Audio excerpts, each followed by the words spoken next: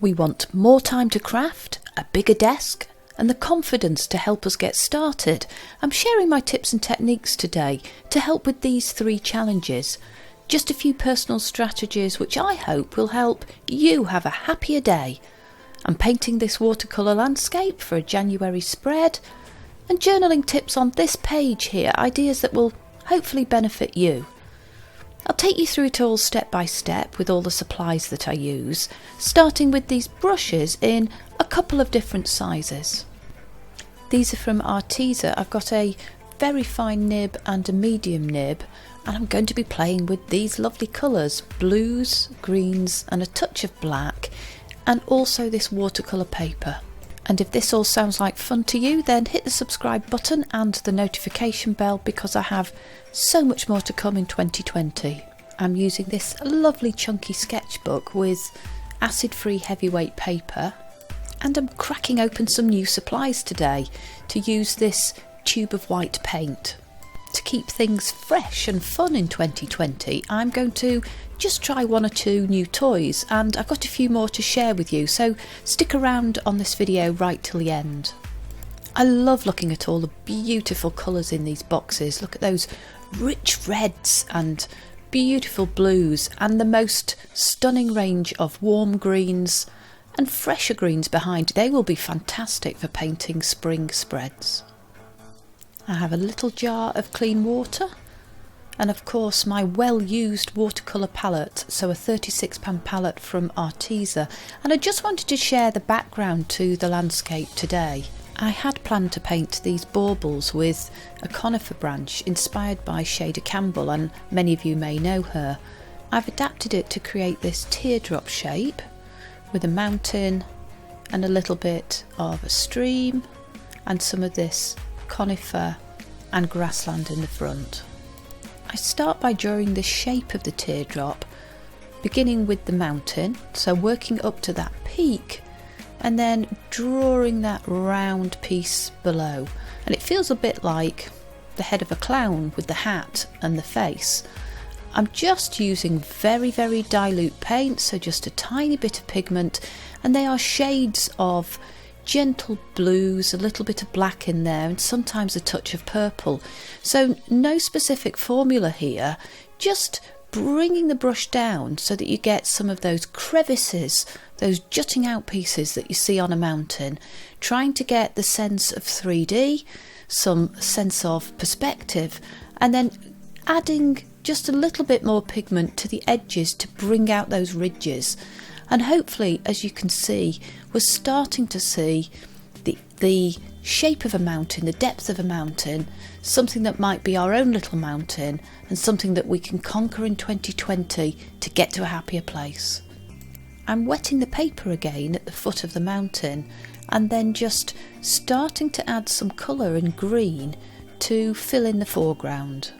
I want a little bit of a stream at the foot of the mountain in the middle there, so I'm adding grassland with a very light hand, again very dilute paint, and leaving a bit of paper free of that green so that I can add the sense of a stream. So the idea is that the frozen peaks of ice on the mountain and the snow allows the water to fall down into a really crisp and cold stream there. Imagine the icy cold waters coming towards you. It melts and it moves. I'm using a beautiful shade of blue there and a light hand again to paint the stream, just touching the paper so that you still see some of that paper, that white, between your strokes, so it doesn't feel too flat. And now I want to put some white on the peak of the mountain, so I'm using the acrylic white just here at the top, and I'll drag it down the sides of the mountain to get that sense of snow falling down the sides. So I've taken a little bit of that titanium white acrylic, starting at the top and then just moving down those slopes. And this is really my first foray into the world of acrylic, so if you know of any good YouTubers who can give me tips and advice, or if you can give me any thoughts of your own about how to use acrylics, then please do put a comment down below. I would love to get some thoughts, some suggestions and ideas for how to play, have fun and be happy with different paint mediums. taken a step back and looked at that mountain that I've painted so far, and I'm choosing just to add a little bit more snow and just a little bit more pigment, occasionally in blues and purples, just to build out that sense of depth. And now it's time to add some pine trees at the back there at the foot of the mountain, and I think this really helps to give perspective. So the first thing I do is add some trunks. I'm using the finest brush that I have to create the trunks to the trees, and a relatively thick mix of browny greens. So just adding probably 5 or so trunks there, and then I will add the conifer leaves and the branches. And if you want to see how I do these, then last video that I did, I created a scene with some larger ones, and it might be easier if you take a look at that if you want to have a go and see how I do them in fuller effect. So on the other side of the stream, I'm also adding some pines there, possibly trying to make them a little bit darker as we come towards the front, being a little mindful of perspective, trying to get some of that depth. And I'm blending in some of that colour in the foreground so that we've got a little bit of continuity, there's nothing too harsh. Building up the bank as well on the right to make it feel like the stream and the banks either side have some depth. I'm using a bit more of that acrylic white, just dotting it on the water. Nothing too much, but giving the sense of waves and froth as the icy water flows down. My thoughts for the spread that I'm doing today came to me partly as I was walking the dog every day, which I've been doing for the last few weeks.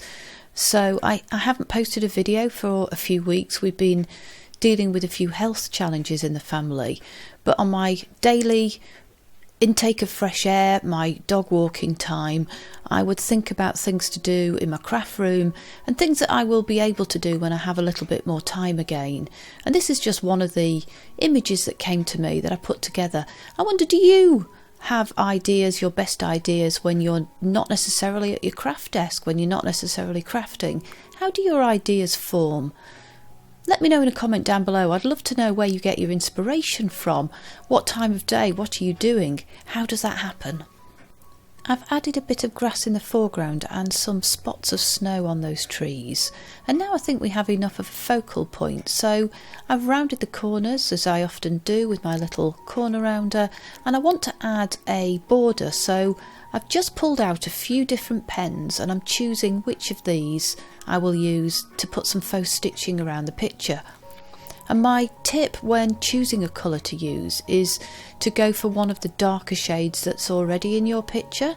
So I've chosen a deep olive green and I'm just doing a very quick simple faux stitch around the edge. It gives it a bit of a polished look and it just tones with the rest of the palette that we've used here today. I'm placing the picture on the left hand side. It's still rather tacky and I don't want to smudge it, so I'm just being quite careful and I'm pressing it down quite firmly because that watercolour paper is thick. I'm using one of my larger brushes here, again it's an Arteza water brush, and I'm picking up some of the very dilute paint that I've already used in the picture and I'm breaking the page. I'm getting rid of some of that white, giving me some more confidence to do the writing on it. And also I just like writing on painted paper, there's something special about it. I'm not too worried about the excess pigment that you can see there. I'm using water to blend it out and I can see some differentiation between the blues and the purples on the page and I quite like that, so it's not all one tone. And drying it off now with my dryer.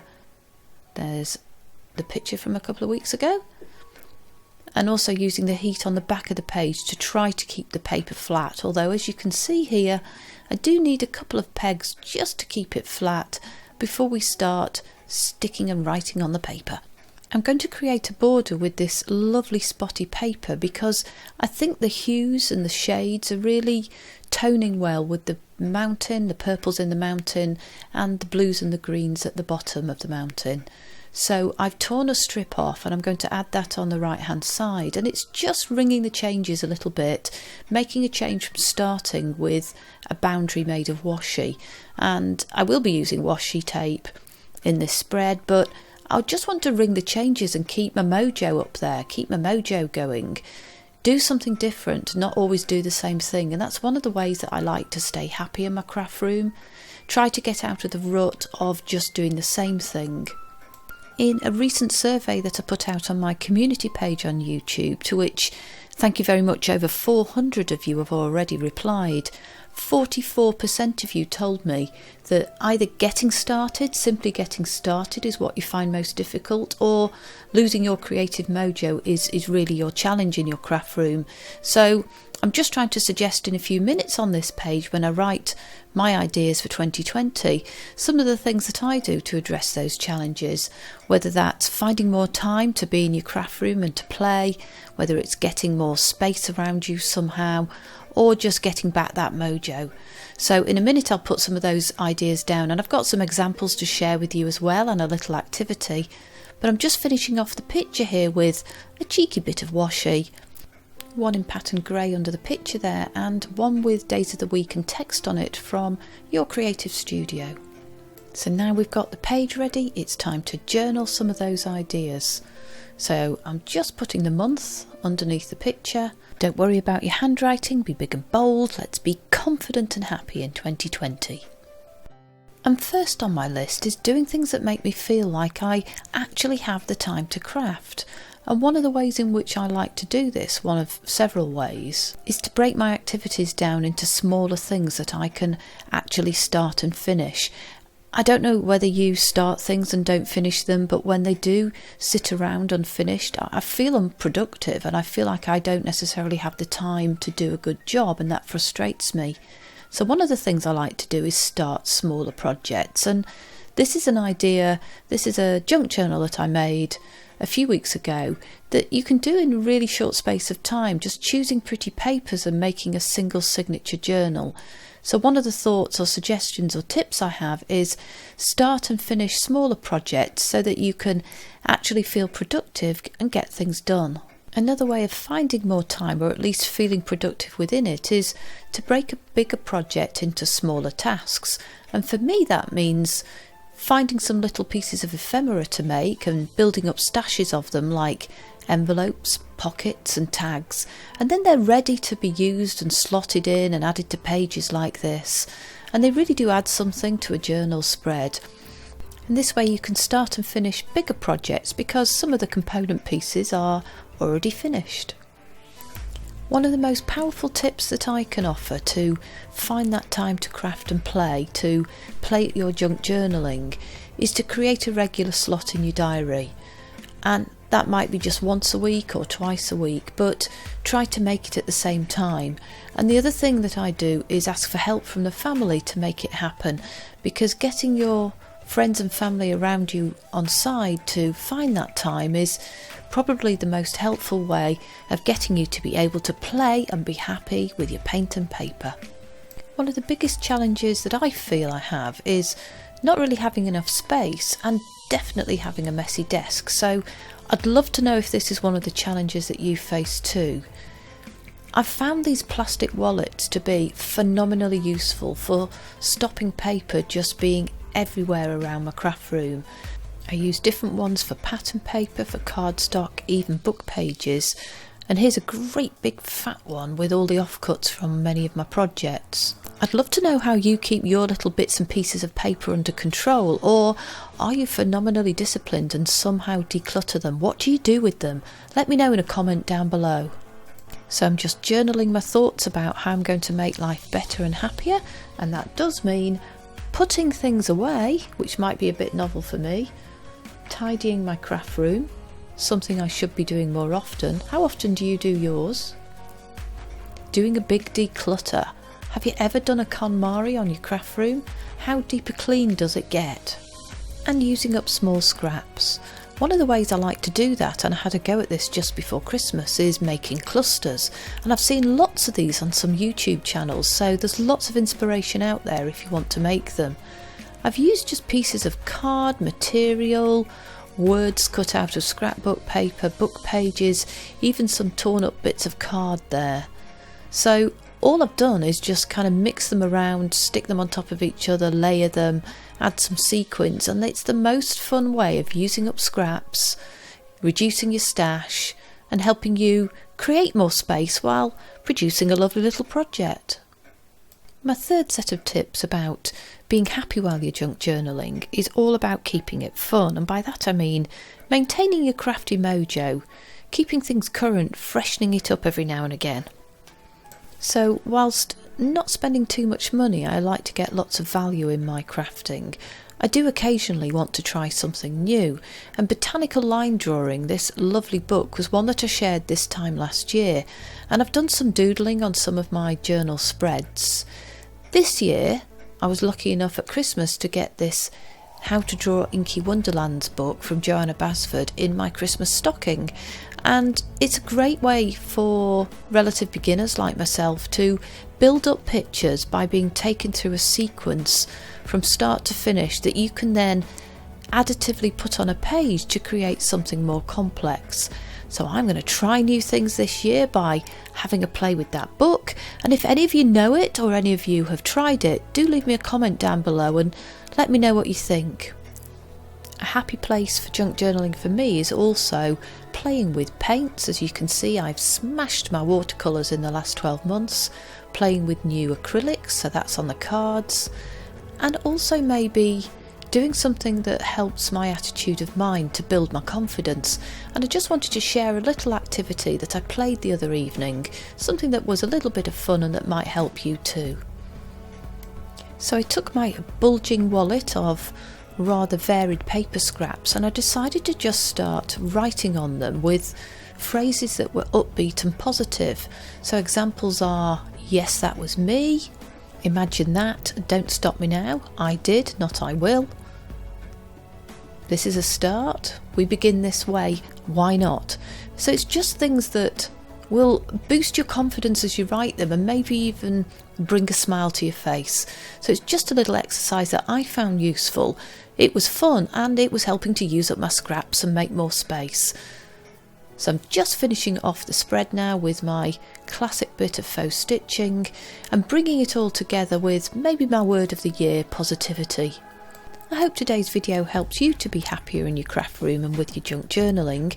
If you've enjoyed it, hit the subscribe button and ding the notification bell, and I look forward to seeing you very soon.